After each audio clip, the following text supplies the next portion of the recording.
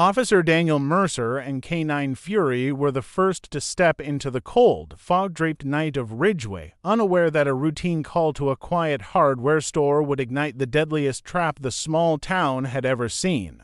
Ridgeway, Oregon, was the kind of town where time felt slower and nights seemed softer. Nestled between thick evergreen forests and rolling hills, it carried the charm of a place that hadn't yet caught up with the chaos of the outside world. People knew each other by name, children rode their bikes down Main Street without fear, and neighbors left their front doors unlocked even after dark. Most nights, the loudest sound came from the distant whistle of a train cutting through the valley or the steady chirp of crickets that blanketed the countryside. It was a quiet rhythm everyone had grown used to, a fragile peace no one ever thought would break. But on the night of October 12, 2021, that rhythm was shattered by a single phone call. Just after 2 a.m., the police dispatcher received a call from a frantic resident. The voice on the other end was rushed and shaky, describing strange movements inside Carson Hardware, a family-owned store that had been closed for hours. The caller said lights flickered inside even though the shop's windows had been dark earlier in the evening. Before the dispatcher could ask more questions, the line went silent. No goodbye, no explanation, just an eerie cut that left an unsettling static hum on the receiver.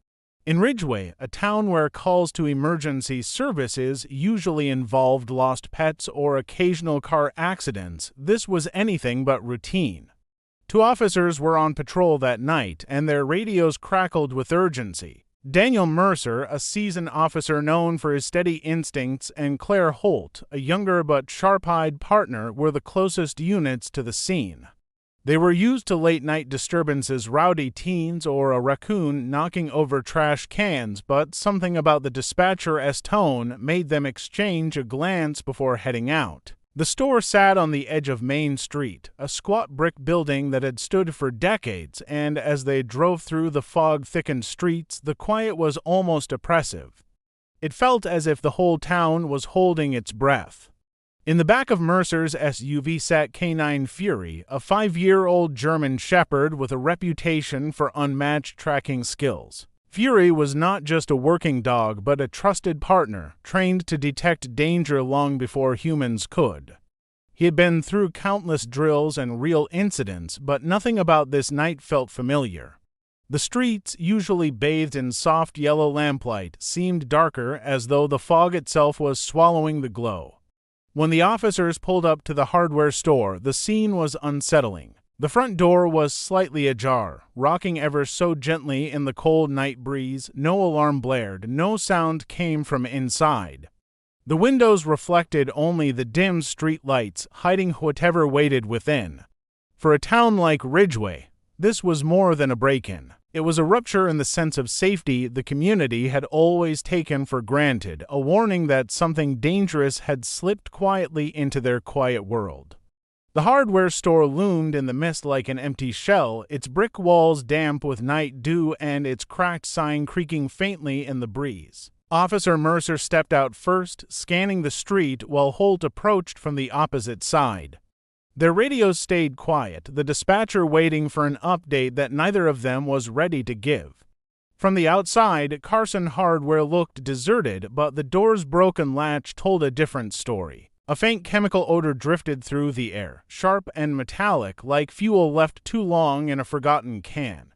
Mercer felt Fury tense in the back of the SUV before the dog even set paw on the pavement.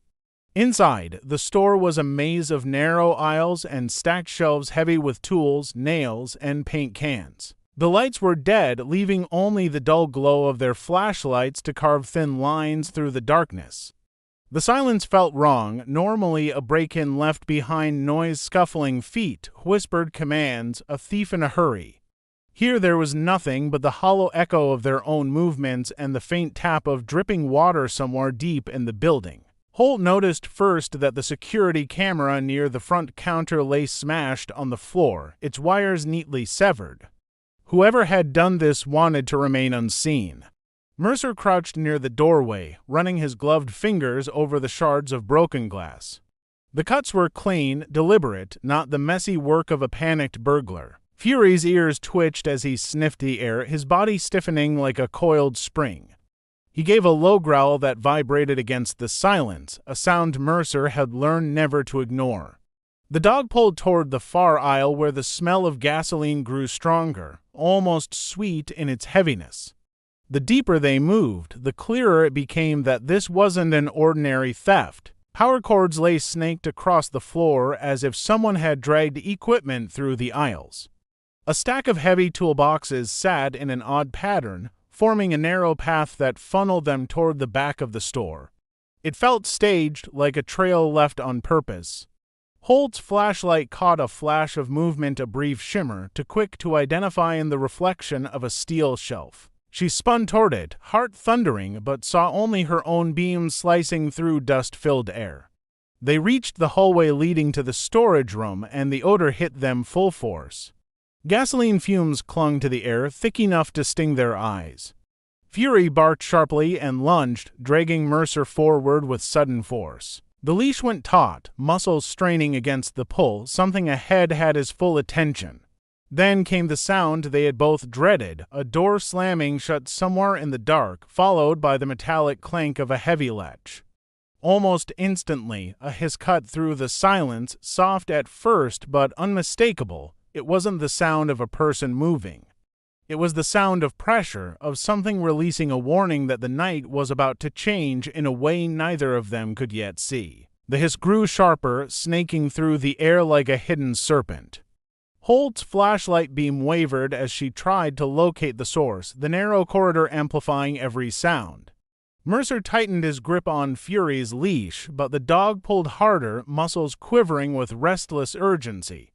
The gasoline fumes burned their throats now, an invisible threat clinging to their skin. Somewhere in the blackness ahead, a faint metallic scrape echoed, deliberate and slow, like someone dragging metal across concrete.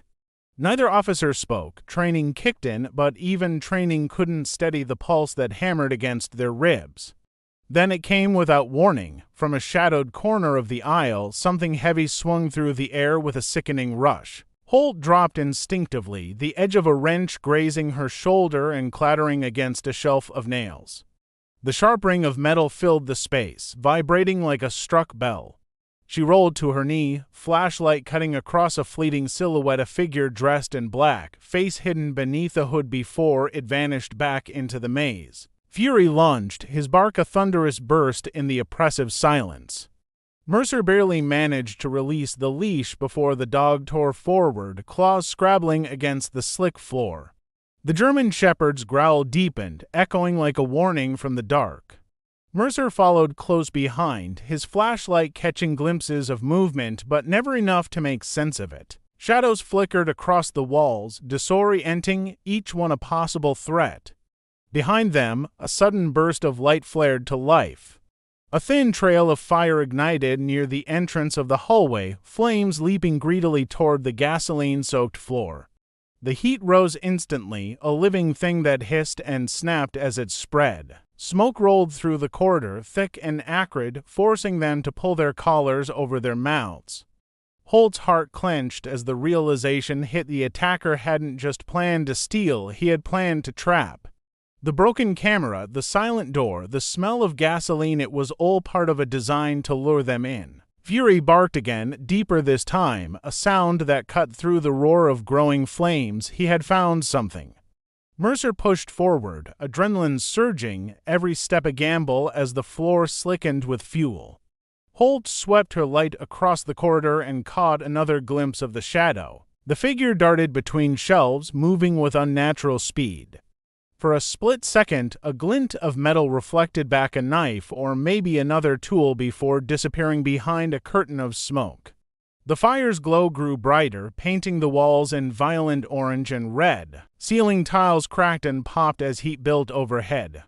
Holt shouted into her radio, voice hoarse, calling for backup, but static swallowed her words.